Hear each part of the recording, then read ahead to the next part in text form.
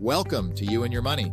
Today's episode features Liesl Langevin, Senior Vice President and Financial Advisor at Weiss Hale and Zahansky Strategic Wealth Advisors.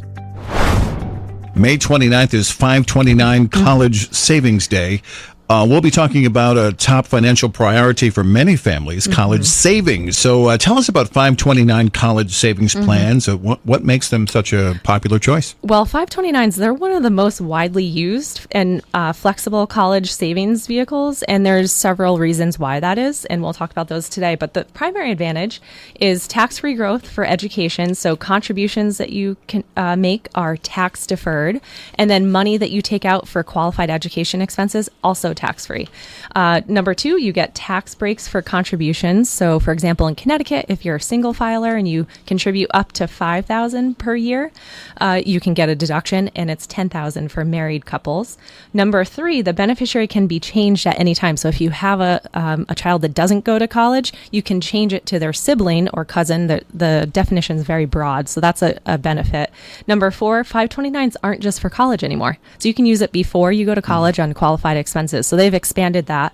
And then lastly, and this is the most exciting, we think, is any unused 529 money can be rolled into Roth IRAs. And that was as a result of the Secure Act 2.0. And so that's a really great option. So again, great information, but what about making contributions? What do we need to know about that? Yeah, so there's a couple things here. We work with clients to determine what their goals are, because really we have some clients and people that want to contribute and pay for all of college, and some that do not. So contribution limits do vary by state. In Connecticut, you can contribute up to $300,000 to a 529. So we don't see that typically every day, but that is the max there.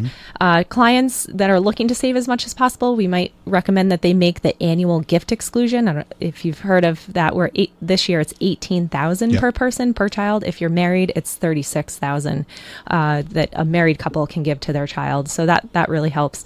And then number four, you can also super fund a 529 plan, which means you can give 5 years of an annual gift to a child's 529. So if you're single, that's $90,000 giving to your child. If you're married, giving to your child, you can give $180,000 into a 529. All right. Again, great information, Liesl. Yeah. Will you share some tips on how our listeners can choose the best college savings strategy for their situation? Sure, Gary. When deciding on the best approach, there's several factors that we consider. But number one, and I mentioned it a bit in the last section, but determining what your goals are. Do you want to pay for all of college or some of it? So that's number one. Number two, evaluate the potential tax benefits by considering the federal and state tax incentive to maximize your tax savings. So that's a huge one there, and why people contribute. And three, determine how much control you want to have over the investment choices. So 529 plans, generally they have more limited options, and if you choose other options like a Roth saving in a Roth IRA for college, or just a joint investment account, you typically have more flexibility with that.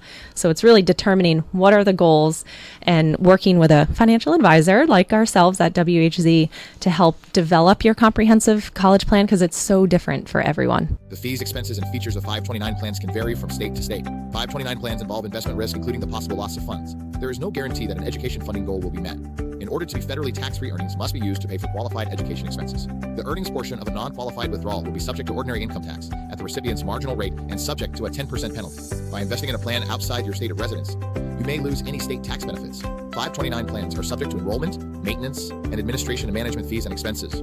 For more information regarding wealth management and customized financial planning with Weiss Hale and Zahansky Strategic Wealth Advisors, please visit whzwealth.com. Weiss Hale and Zahansky Strategic Wealth Advisors offers securities and advisory services through Commonwealth Financial Network, member FINRA, SIPC, a registered investment advisor. Fixed insurance products and services offered through CES Insurance Agency.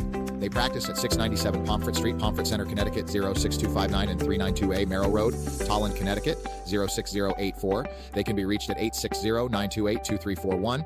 Weiss, Hale, and Zahansky Strategic Wealth Advisors do not provide legal or tax advice.